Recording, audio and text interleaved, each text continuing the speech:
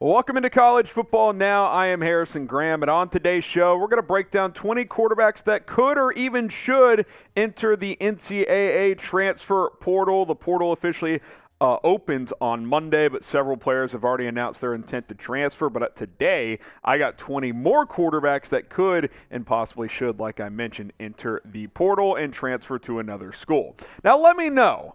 Name a quarterback that you think should enter the transfer portal. Maybe it's a big name that could be elevate his profile. Maybe it's a player from a small school that wants to get a chance on a bigger stage. Let me know. Name a quarterback that you think should enter the transfer portal.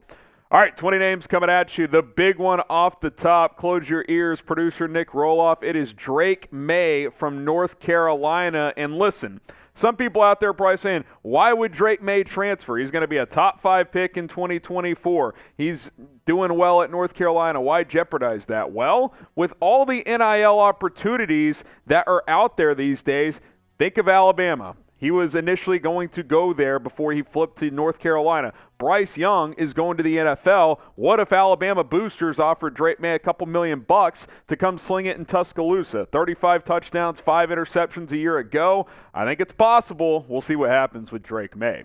Number 2 on the list, Shedeur Sanders, the son of Deion Sanders, Coach Prime, of course, there at Jackson State. Coach Prime's son can sling it, man. And, hey, I think this is relevant, talking about Shedeur Sanders here, as Kevin O'Donnell reports that Deion Sanders has been telling recruits he will be at a school on Sunday. Decision appears to be down to Colorado, Cincinnati, and USF, who have all reportedly shown interest in hiring Deion. It's been reported that Colorado has already offered him the head coaching job, and you would think that Shedeur would likely follow his dad to whatever school he becomes the head coach of. And just to add this in there as well, Travis Hunter, the number 1 player in last year's recruiting class, would likely follow suit as well, so keep that in mind. Number 3, Anthony Richardson, the quarterback at the University of Florida, who flashed greatness this year, but also showed incredible inconsistency, especially throwing the football. And number 1, Richardson might go pro. He might declare for the NFL draft, so this could end up being a moot point. We saw Will Levis declare on Wednesday night, but Anthony Richardson, to me, needs more fine-tuning. Maybe Florida's tired of his inconsistency, and if that's the case, he could decide to enter the transfer portal. Speaking of inconsistency, DJ Uiagalelei, the quarterback at Clemson, who really struggled in their season finale against South Carolina. He'll get to play against Drake Maye, North Carolina, this weekend for an ACC championship, but he went 8 for 29 in that game against South Carolina. Their playoff hopes were dashed with that loss. I think DJU could be looking for a new home because Clemson might look to push things forward with this year's freshman, next year's sophomore, Cade Klubnik. All right, who's the better quarterback? Who do you think would be a better option for your college football program? Type AR for Anthony Richardson. Type DJ for DJ Uiagalelei. Let me know in the comments who you think the better quarterback is.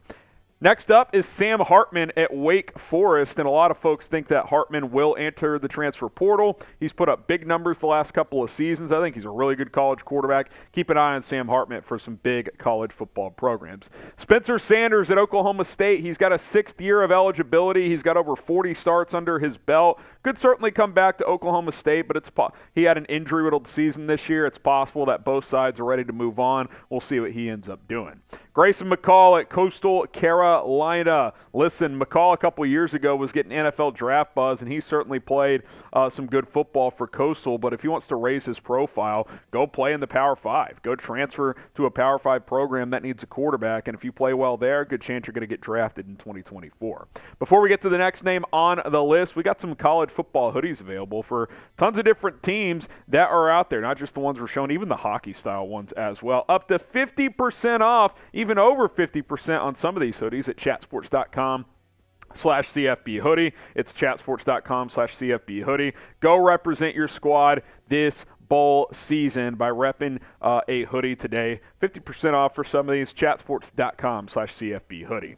Let's start JT Daniels. Could JT Daniels be at his fourth school in 6 seasons? He started at USC. He transferred to Georgia, transferred to West Virginia. By the end of this year, he was not the starter. Could he go somewhere else? If he does, probably looking at a group of 5 school. Tyler Van Dyke out of Miami. Coming into this year, he was getting first-round draft buzz. By the end of the season, he was benched, really struggled. I think there's a very good chance he transfers and tries to recover his status as a potential draft pick. I don't think he'll go pro, and I don't think he'll stay at Miami.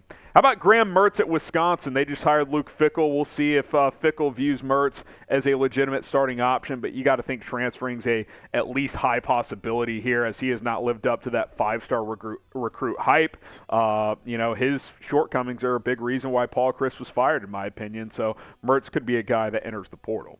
Tanner McKee at Stanford, they're going to have a new coach as well, as David Shaw has stepped down, so I think there's a chance he enters the portal. Some people like him as a draft prospect. I don't see it, but 6'5", 6'6", does have a strong arm, could be heading to a new school this spring. And by the way, subscribe to the channel because we put out top 10 candidates that could replace David Shaw at Stanford. We also have hot boards for several of the other open jobs, college football playoff coverage, news, rumors. This is the place to go for all of that coverage. So subscribe to Chat Sports. We're going to have you covered all month long with recruiting, transfer portal stuff. College football playoff will be live this Sunday for the final edition of the CFP rankings. We will find out who is in those top 4 spots. So hit that sub button today here at Chat Sports.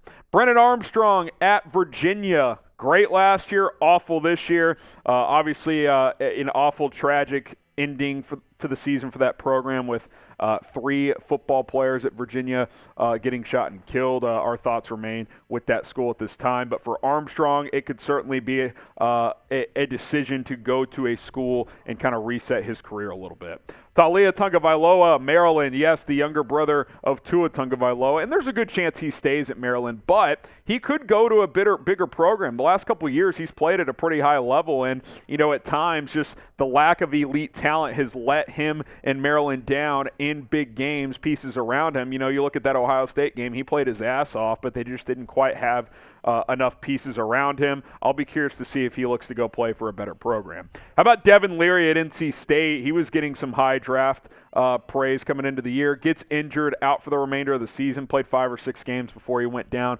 I could see him transferring somewhere and trying to put up a big season and enter that 2024 draft. Tanner Mordecai at SMU, he's got 1 more year of eligibility. He's put up huge numbers for the Mustangs over the last, 2 or 3 years. He was initially an Oklahoma player, transferred to SMU. He's got 1 more year left. We'll see if he stays at the Hilltop or transfers somewhere else. How about Haynes King at Texas A&M? I think he's a prime transfer portal candidate. Entered this season with a lot of hype, the Aggies did, and King was a big reason for that, a high 4-star commit a couple of years ago, and it just hasn't worked out for him. He has not played well enough. Connor Wiegman enters next year as the likely starter for the Aggies, so I think Haynes King will almost certainly transfer.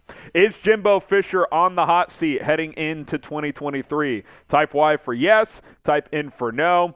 Beating LSU in the finale certainly helped, but you got to think that those boosters down in College Station are pretty frustrated with how this year went. I think he is at least a little bit on the hot seat.